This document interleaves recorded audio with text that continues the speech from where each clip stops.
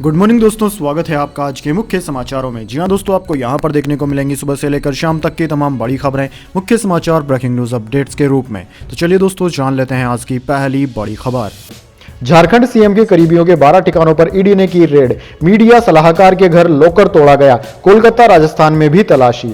जी हां दोस्तों, झारखंड में सियासी हलचल के बीच प्रवर्तन निर्देशालय यानी कि ईडी ने बुधवार को सीएम हेमंत सोरेन के मीडिया सलाहकार अभिषेक प्रसाद उर्फ पिंटू के ठिकानों पर रेड की। ईडी ने अवैध खनन से जुड़े मनी लॉन्ड्रिंग मामले में रांची में मुख्यमंत्री के कुछ करीबी सहयोगियों के घर पर भी तफ्तीश दी, जिसमें आईएएस और साहिबगंज डीसी रामनिवास यादव, खोदनिया ब्रदर्स पूर्व विधायक पप्पू यादव शामिल हैं। सीएम के प्रेस सलाहकार के घर के बाहर सुरक्षा बल तैनात है। प्रेस सलाहकार पिंटू के घर ईडी की टीम ने लॉकर तोड़ने वाले मिस्त्री को बुलाया है। लॉकर से अहम दस्तावेज मिलने की संभावना है। वहीं दोस्तों, दूसरी ओर ईडी की टीम सीएम के करीबी विनोद सिंह और आर्किटेक्ट रोशन के रातू रोड के पिक्सा मोड़ स्थित आवास पहुंचकर भी छापेमारी कर रही है।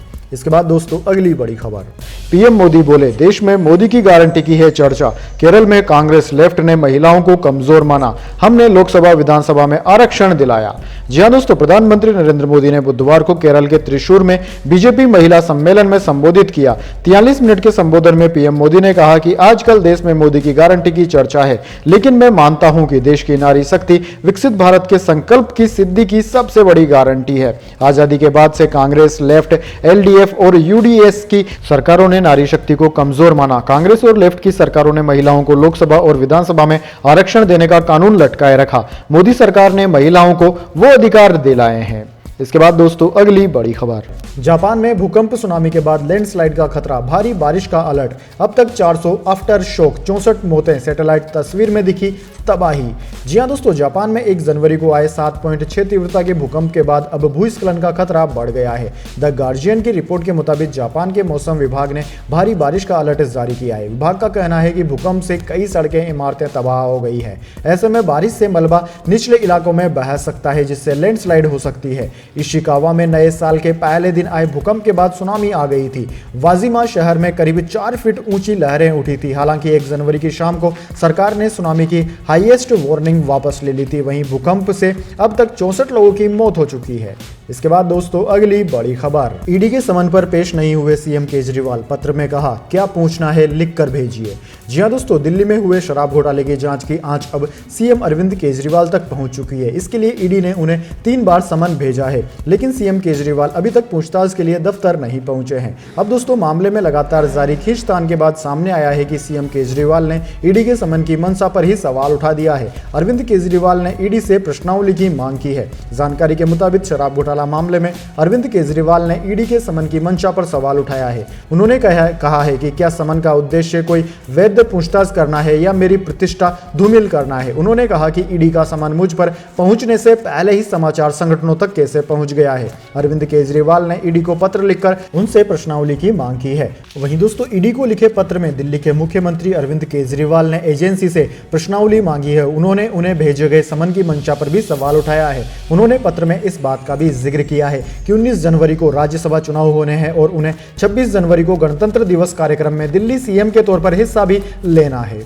इसके बाद दोस्तों, अगली बड़ी खबर। यूपी और एमपी में सुबह बारिश, 12 राज्यों में कोहरा। दिल्ली में 26 ट्रेनें लेट। राजस्थान, बिहार समेत 11 राज्यों में बरसात हो सकती है। जी हां दोस्तों, मध्य प्रदेश, राजस्थान समेत उत्तर भारत के 12 राज्यों में आज यानी कि 3 जनवरी की सुबह घने कोहरे के साथ शुरुआत हुई। मध्य प्रदेश के भोपाल और यूपी के बहराइच, साथ ही गोरखपुर में बुधवार सुबह विजिबिलिटी घटकर 25 मीटर रह गई। घने कोहरे का असर ट्रेनों पर भी देखने को मिला। वहीं दोस्तों, दिल्ली में 26 ट्रेनें अपने निर्धारित समय पर नहीं चल सकी। कोहरे के अलावा उत्तर प्रदेश और मध्य प्रदेश में तेज बारिश भी देखने को मिली। इंदौर, भोपाल, वाराणसी, लखनऊ समेत 15 शहरों में तेज हवाओं के साथ बारिश हुई और यूपी के उन्नाव में ओले भी गिरे। इस कारण इन शहरों में ठंड का असर और बढ़ गया है। उधर दोस्तों, पंजाब और हरियाणा के लिए मौसम विभाग ने सीवियर कोल्ड का अलर्ट जारी किया है। उत्तर प्रदेश में कोल्ड डे की चेतावनी जारी की गई है। इसके बाद दोस्तों, अगली बड़ी खबर। मेरे करियर के 23 साल में ऐसा नहीं हुआ। बहस के दौरान वकील पर भड़के सीजेआई चंद्रचूड़। जी हां दोस्तों, देश के मुख्य न्यायाधीश डीवाई चंद्रचूड़ ने बुधवार को एक मामले में बहस के दौरान आवाज ऊंची करने पर एक महिला को सख्त हिदायत दी। साथ ही कोर्ट को धमकाने की कोशिश के खिलाफ चेतावनी भी दी। सीजेआई डीवाई चंद्रचूड़ ने वकील से कहा कि आप आमतौर पर यहां प्रैक्टिस करती है, आप अपनी आवाज उठाकर हमें डरा नहीं सकते। मेरे करियर के 23 साल में ऐसा नहीं हुआ है और मेरे आखिरी साल में ऐसा नहीं होगा। होगा। सीजीआई ने वकील से कहा कि आप अपनी आवाज धीमी करें।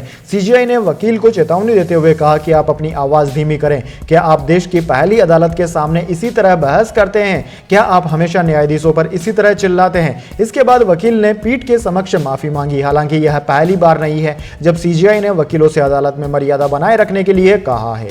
इसके बाद दोस्तों अगली बड़ी खबर, बाबूलाल मरांडी ने झारखंड के राज्यपाल को लिखा पत्र, राज्य को संवैधानिक संकट से बचाने का आग्रह किया। जी हां दोस्तों, झारखंड भाजपा प्रदेश अध्यक्ष और पूर्व मुख्यमंत्री बाबूलाल मरांडी से राज्यपाल सीपी राधाकृष्णन को पत्र लिखकर राज्य को संवैधानिक संकट से बचाने का आग्रह किया गया है। दोस्तों आपकी जानकारी के लिए बता दें कि झारखंड सरकार में घटक दल मिलकर कुल 47 विधायक हैं, जिनमें जेएमएम के 23, कांग्रेस के 13, राजद का एक विधायक मीटिंग में पहुंच चुके हैं। वहीं दोस्तों ईडी ने झारखंड के सीएम हेमंत सोरेन को 7वां समन दिया है, जिसमें उन पर गिरफ्तारी का खतरा हो गया है। ऐसे में झारखंड में सत्ताधारी गठबंधन के विधायक दल की बैठक सीएम हेमंत सोरेन के आवास में हो रही है। कयास लगाए जा रहे हैं कि हेमंत सोरेन अपनी पत्नी कल्पना सोरेन को राज्य की कमान सौंप सकते हैं। हालांकि जेएमएम की ओर से ऐसी किसी भी बात का खंडन किया जा रहा है। इसके बाद दोस्तों अगली बड़ी खबर, अडानी पोर्ट्स के एमडी होंगे करण अडानी। गौतम अडानी को एग्जीक्यूटिव चेयरमैन बनाया, अश्विनी गुप्ता को सीईओ का पद। जी हां दोस्तों, Adani ports and special economics zone limited ने बुधवार को बोर्ड में बदलाव की घोषणा की। गौतम अडानी को एग्जीक्यूटिव चेयरमैन, करण अडानी को मैनेजिंग डायरेक्टर और अश्विनी गुप्ता को सीईओ नियुक्त किया गया है। इसके अलावा बोर्ड ने नॉन कन्वर्टिबल डिबेंचर एनसीडी के माध्यम से 5,000 करोड़ रुपए जुटाने को भी मंजूरी दे दी है। इसके बाद दोस्तों अगली बड़ी खबर, जापान प्लेन क्रैश में कैसे बचे 379 पैसेंजर क्रू। 2 घंटे पहले देखा था सेफ्टी वीडियो, 90 सेकंड में 3 स्लाइड्स गेट ने सभी को बचाया।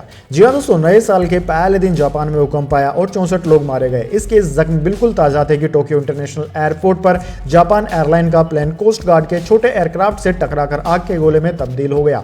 कोस्ट गार्ड के एयरक्राफ्ट में मौजूद सभी 6 लोग मारे गए, लेकिन हैरत अंगेज तौर पर जेएएल के पैसेंजर प्लेन में मौजूद 367 पैसेंजर और 12 क्रू मेंबर्स हिफाजत के साथ बर्निंग प्लेन से बाहर आ गए। सिंगापुर की न्यूज वेबसाइट सीएनए और British media house the guardian ने रिपोर्ट के जरिए सभी पैसेंजर्स को महज 90 सेकंड में इवैक्यूएट यानी निकालने का काम पूरा कर दिया था। इस दुर्घटना में किसी भी पैसेंजर की मौत की कोई खबर नहीं है। इसके बाद दोस्तों अगली बड़ी खबर, कुश्ती को बर्बाद कर दिया, बजरंग पूनिया, साक्षी मलिक और विनेश फोगाट के खिलाफ जूनियर रेसलर्स का प्रदर्शन। जी हां दोस्तों, भारतीय कुश्ती में चल रहे संकट ने बुधवार को एक नया मोड़ ले लिया।